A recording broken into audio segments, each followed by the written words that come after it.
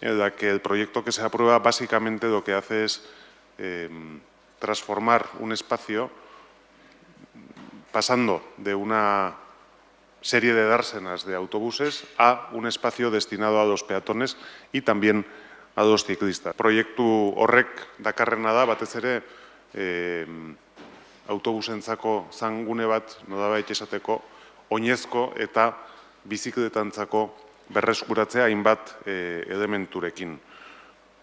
Zirkuito txiki batekin, bertan jodas moduan ere bizikletan ibili ahal izateko, baita ere